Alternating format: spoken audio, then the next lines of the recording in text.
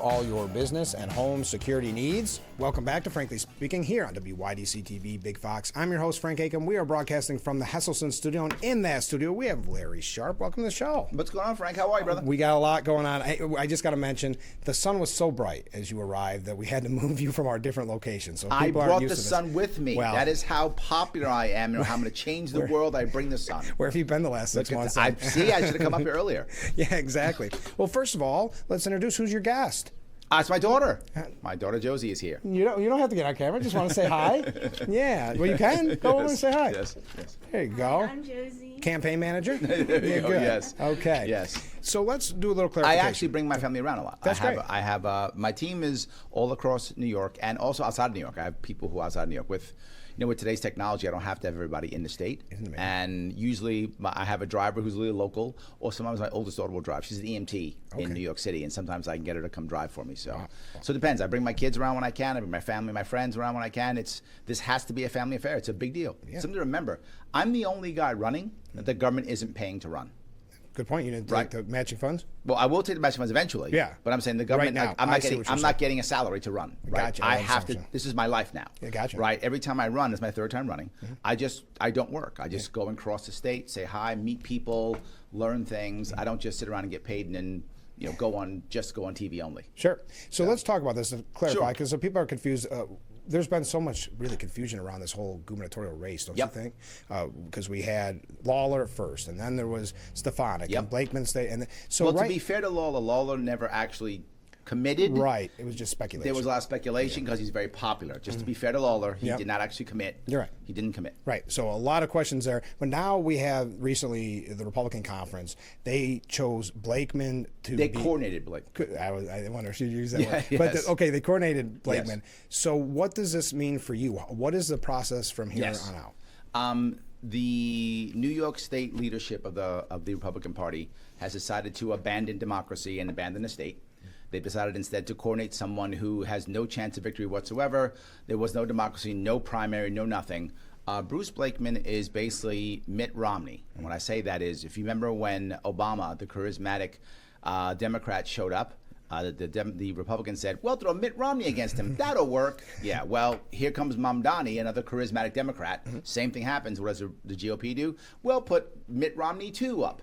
And then we'll use the same way that Kamala Harris did. We'll take the Kamala Harris of the New York GOP and turn him into Mitt Romney, and that'll work. And that's been their idea. It was a terrible concept. It was a coronation. Most people across the state don't even know who he is. They know me more than they know him.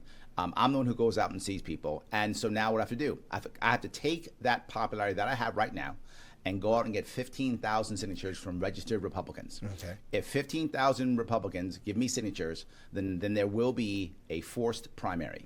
And when that primary happens on June 23rd, I will beat Bruce Blakeman. And when I beat Bruce Blakeman, we will have an actual candidate that people across the state know, trust, has been around for 8 years, and more importantly, can get Democratic votes.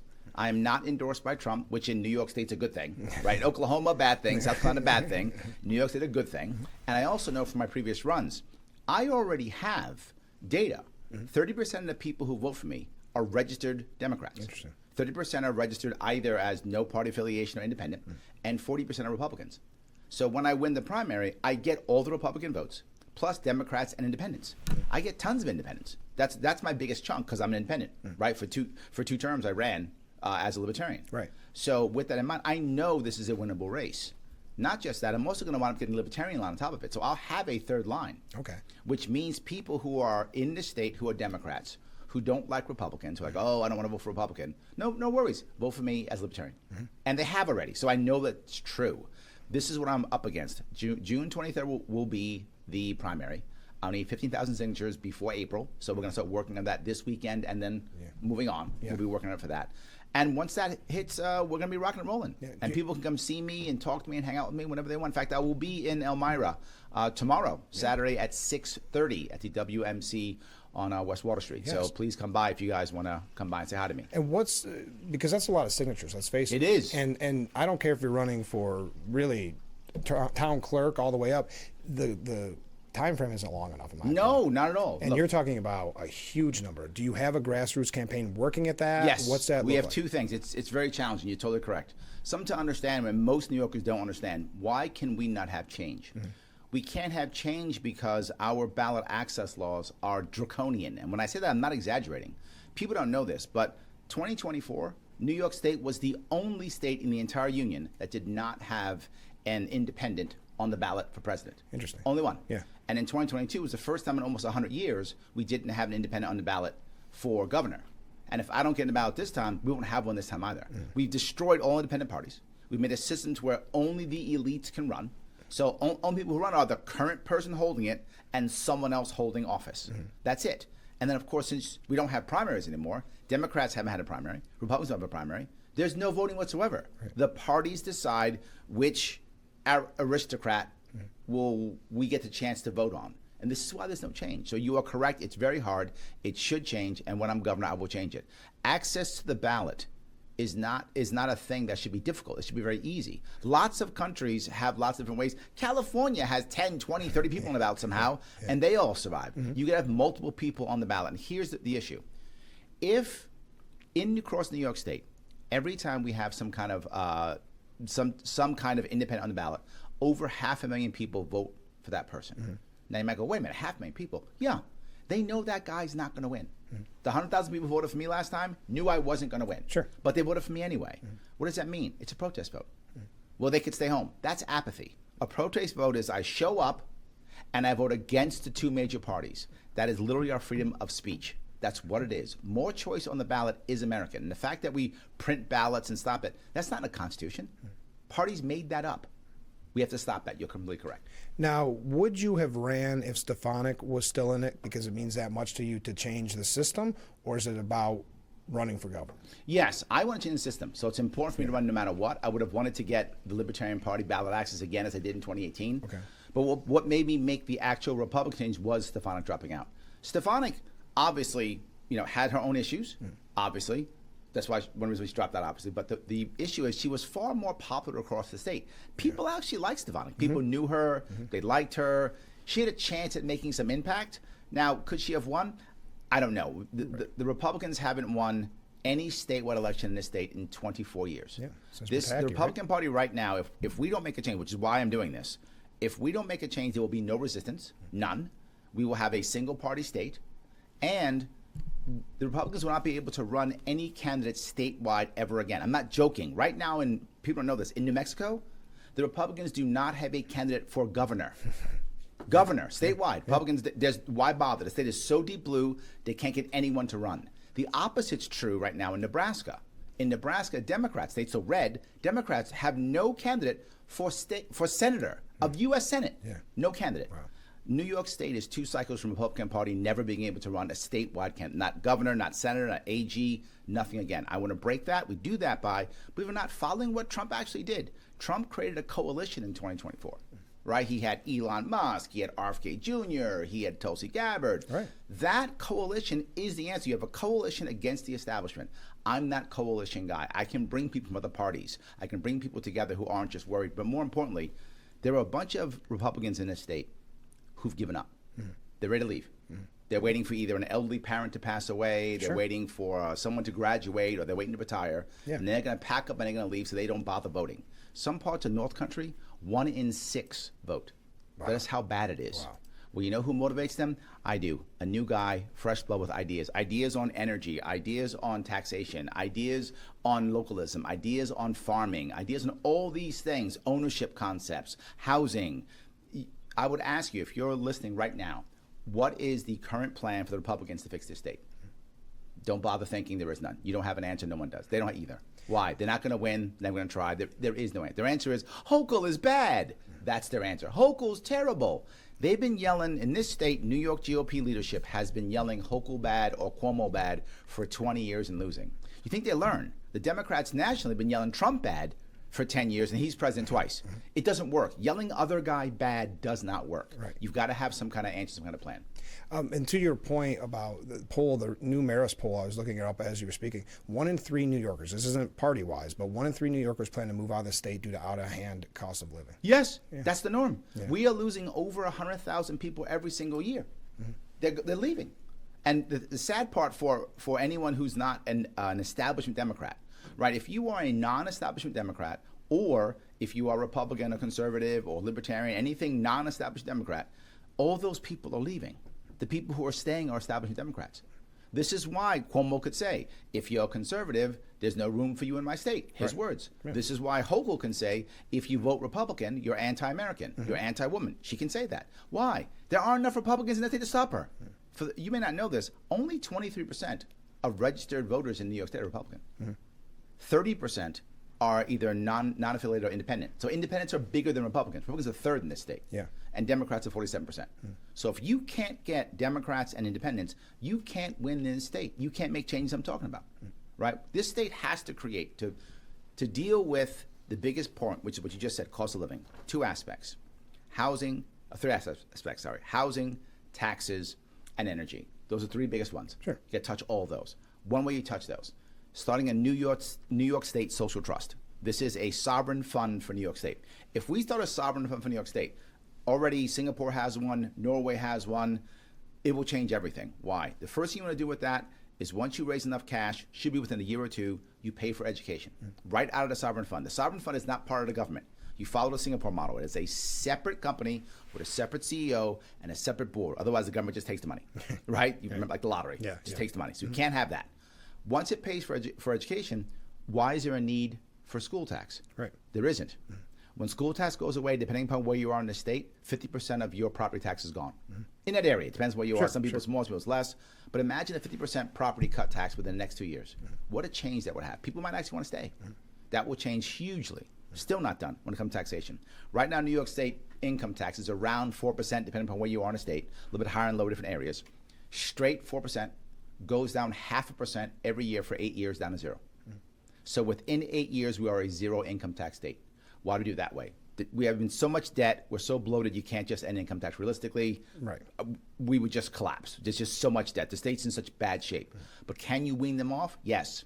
As a social trust grows, the taxation goes down. So you can still create issues, fix things, do things like that, while lowering the tax base. And something else, the tax rate goes down so people have hope.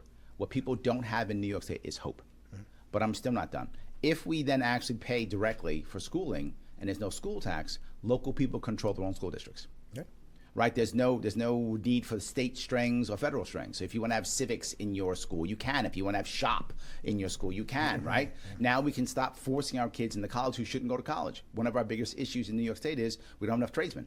Who's talking about that? Nobody is. Nobody even cares. Well, I think they throw all the migrants in here. Of course they do. We need tradesmen. We've been lying to our students for decades, telling them that college is the only answer for success. College is an answer for success, but not the only one. Lots of people go into trades and make tons of money. Happens all the time. Well, we can't. We've been lying to our kids for years, telling them they have to go to college. Why? High schools get paid based upon college placement rates. Right. So they get cash from the federal government based upon putting kids into college. So why would a guidance counselor tell your kid to go into trade school? He doesn't get paid. Right. Of course not. The entire system tells him not to do that. Well, now when those strings are gone, a counselor will go, no, you might be good to go into trades. Maybe you should be a plumber. Maybe you should be a carpenter. Maybe you should build housing. We need tradesmen all across this state. That could happen too. But I'm still not done. I then got to add another piece if I could. Energy. Trump came up with an idea, which I think he's still off of me, and I'm going to take full credit for him, saying that he wants AI companies to be able to build their own energy. Right. Now, theoretically, that's good, but in practice, it's bad. Let me tell you why in practice it's bad. Because he misses one important point. Ownership of the facility. Right. If I'm sitting here in Chemung County, or I'm in, I'm hanging out here in Monroe County, and all of a sudden someone says, hey, I want to put an AI plant, an AI processing center. I go, oh, no, I don't want that. I'm going to raise my prices. Oh, don't worry. We're going to add on top of it a nice, smelly coal plant. Right. Oh, I'm not happy about that. Sure. Here's the answer. There's about 13 spots in New York State right now We can put a nuclear power plant in them right now.